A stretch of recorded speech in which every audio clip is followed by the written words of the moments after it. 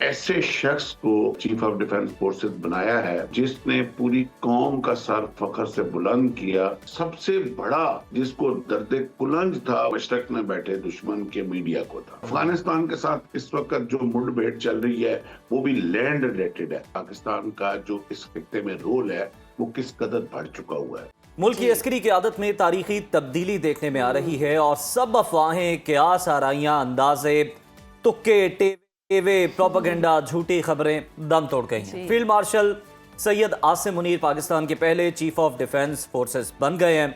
सदर आसिफ अली जरदारी ने field marshal Syed Asim Munir को चीफ ऑफ आर्मी स्टाफ और बतौर चीफ ऑफ डिफेंस फोर्सेस तकर्री की मंजूरी दे दी है। वज़ीर आज़म शहबाज शरीफ ने फील्ड मार्शल सैयद आसिम मुनीर की बतौर चीफ ऑफ आर्मी स्टाफ और चीफ ऑफ डिफेंस फोर्सेस तैनाती की समरी मंजूरी के बाद ऐवान सदर भिजवाई। और नाजरीन, एलामिया के मुताबिक सदर मुमलिकत ने चीफ ऑफ आर्मी स्टाफ की बतौर चीफ ऑफ डिफेंस फोर्सेस 5 साल तकर्री की मंजूरी दी है, जबकि air chief marshal Zaheer Ahmed Sidhu की मुद्दत मुलाजमत में भी 2 साल की तौसी कर दी गई है। एलामिया के मुताबिक एयर चीफ की तौसी शुदा जो मुद्दत मुलाजमत है 19 मार्च 2026 से शुरू होगी। सदर आसिफ अली जरदारी ने chief of army staff, chief of defence forces के कामयाब मुद्दत मुलाजमत और एयर चीफ के लिए नेक तमन्नाओं का इजहार किया है। फील्ड मार्शल सैयद आसिम मुनीर ने ऐवान सदर में सहाफियों से गैर रस्मी बातचीत करते हुए कहा है कि सब ठीक है, सब आपके सामने, चीजें बेहतरी की जानिब जा रही हैं और पाकिस्तान यहाँ से अब ऊंची उड़ान की तरफ जाएगा। इसी तमाम तर सूरत-ए-हाल को डिस्कस कर लेते हैं। हमें ज्वाइन किया दिफाई तज्जियाकार मेजर रिटायर्ड नज़ाज साहब ने। मिसम साहब, good morning and welcome to Suno Pakistan. Sir, field marshal Syed Asim Munir Pakistan के पहले चीफ ऑफ डिफेंस फोर्सेस पर उनकी तकर्री कर दी गई है। आपके ख्याल में ये अब मुल्क की दिफा को मजीद कितना मजबूत करेगा और कौन कौन से एरिनास में पाकिस्तान को ये तवाना करेगा?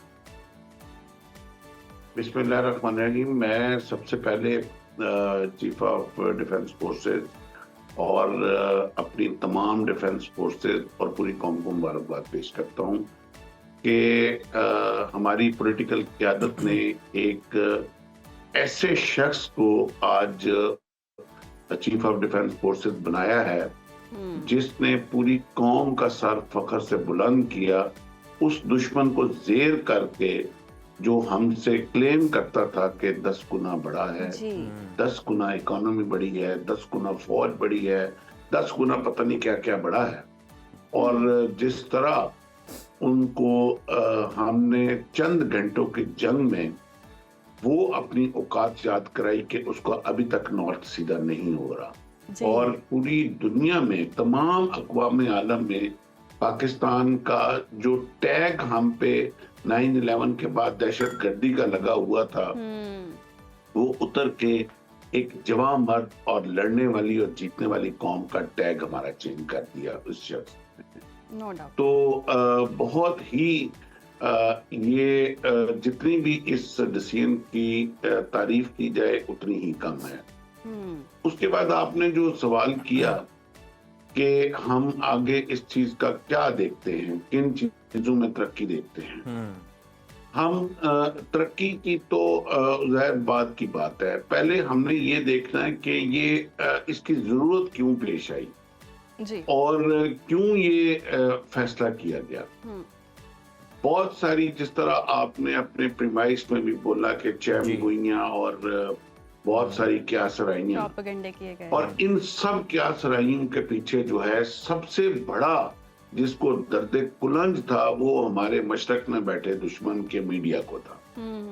और जिस तरह उन्होंने इस इशू को उठाया हुआ था कि चीफ ऑफ डिफेंस फोर्सेस का नोटिफिकेशन नहीं हो रहा, गवर्नमेंट में ये हो गया, गवर्नमेंट के साथ वो हो गया, तमाम क्या सराइयों का और उस गोदी मीडिया का कल हमने जनाजा बड़ी धूम से निकलता देखा और तदफीन का हमने सिलसिला देखा जी।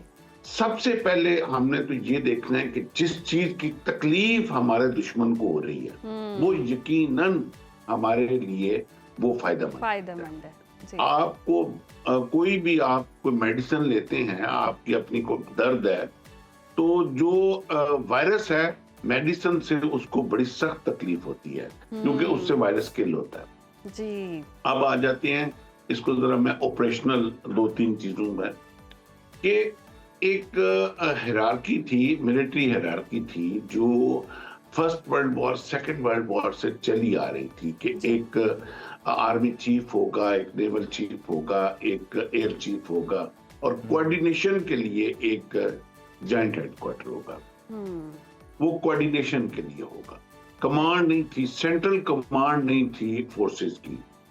और अब हालात उन वो बंदूक और बारूद वाली जंग से बहुत तब्दील हो चुके होंगे। आपने खुद अब देखा कि मई में जो जंग पाकिस्तान को सामना करना पड़ा, वो एक मल्टीपल डोमेन की वॉर थी। उसमें हम सिर्फ कोई बॉर्डर के ऊपर नहीं लड़ रहे थे, हम सिर्फ एयर के अंदर नहीं लड़ रहे थे, हमें सिर्फ कोई सी की थ्रेट नहीं थी। आपने देखा कि वो एक इंफॉर्मेशन वॉरफेयर की भी जंग थी, वो एक परसेप्शनल बिल्डअप की भी जंग थी, वो एक साइबर की भी जंग थी, वो स्पेस की भी जंग थी, वो सैटेलाइट जैमिंग की भी जंग थी। नो डाउट, वो एक पूरी डोमेन जो है वो चेंज हो चुकी है वॉर की। और इस तब्दील शुदा डोमेन के लिए आपको एक यूनिफाइड कमांड चाहिए होती है, आपको क्विक डिसीजन चाहिए होते हैं, आपको बड़ी आगे प्रोएक्टिव प्लानिंग चाहिए होती है, आपको रिएक्टिव आपकी प्लानिंग नहीं चल सकती। निज़ाम साहब बिल्कुल दुरुस्त फरमाया आपने। हम अगर मिलिट्री स्ट्रक्चर की बात करें और सर्विसेज के दरमियान कोऑर्डिनेशन की बात करें, जैसे आप बता भी रहे हैं कि बहुत बेहतर होगी, इसके अलावा जो स्ट्रेटेजिक पोजीशन है वो किस हद तक अपग्रेड होगी?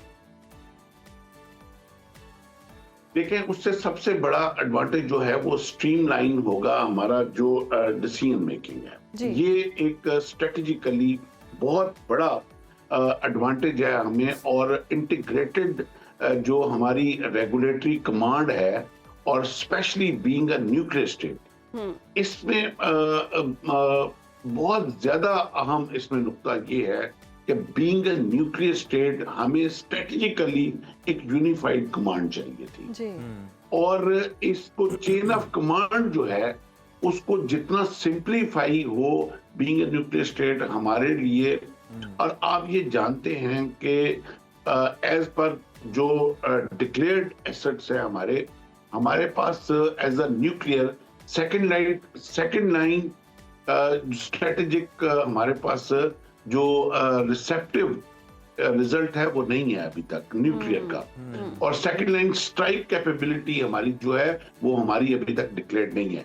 तो जिन मुल्कों के पास न्यूक्लियर एसेट हो और उनके पास सिर्फ फर्स्ट स्ट्राइक कैपेबिलिटी हो, तो उसमें ये पूरी कौम जानती है और हम भी जानते हैं, आप भी जानते हैं कि या न्यूक्लियर खाया जा सकता है या मारा जा सकता है। तो हमने इंतजार नहीं करना इस सूरत हाल में कि हमारे ऊपर कोई न्यूक्लियर अटैक कर दे और फिर उसके बाद हम क्या करें। ये अभी तक हमारी डिक्लेयर्ड कैपेबिलिटी नहीं है। तो हमने इसके लिए अब क्या देखते रहेंगे हम? आपकी क्या पूरी एक चेन ऑफ कमांड होगी जो 10 जगहों से आपकी फाइल जाके उस पे जाके अप्रूवल के लिए जाएगी, उसके बाद हम फैसला करेंगे कि हमने कब स्ट्राइक करनी है। यही तो मैं आपसे कह रहा हूं कि स्ट्रेटेजिकली भी वक्त का तकाजा बहुत ज्यादा बदल चुका हुआ था और इसके लिए इंतहाई इंप्रूव कोऑर्डिनेशन की जरूरत थी between air force, naval and military. अच्छा, इसमें एक फैसला बड़ा अहम जो मैं आपके तवसत से सुनने वालों को बताता जाऊं जरूर कि why land forces commander has to be senior. देखें, ये जो हमारा खित्ता है ना, ये और जिन दुश्मनों के साथ हमारा पाला पड़ा हुआ है, इनका फैसला जो है वो हमारी जमीन के ऊपर होता है। ये वो ईरान और अमेरिका वाला नहीं है कि अमेरिका के स्टेल्थ F-35 आएंगे और वो उसके न्यूक्लियर साइट्स के ऊपर बॉम्बिंग करके वापस चले जाएंगे और उनका जो है जंग वो पूरी हो जाएगी। हमारी जो जंग के फैसले हैं और हमारी जो एक डिसीजन ऑफ बैटल फील्ड है वो लैंड के ऊपर होता है। कश्मीर हमारा एक लैंड का इशू है। उसके बाद और बहुत सारे इश्यूज रिलेटेड टू लैंड है हमारे दुश्मन के साथ। अफगानिस्तान के साथ इस वक्त जो मुठभेड़ चल रही है वो भी लैंड रिलेटेड है। तो डिसीजन मेकिंग जिस मुल्क का जिस बैटलफील्ड के अंदर डिसीजन मेकिंग होता है, उसका जो चीफ ऑफ डिफेंस स्टाफ या चीफ ऑफ डिफेंस फोर्सेस होता है वो उसका उस फोर्सेस का होता है। तो हमारा चूंकि ये रिलेटेड टू लैंड है तो it has to be land force commander to be CDF।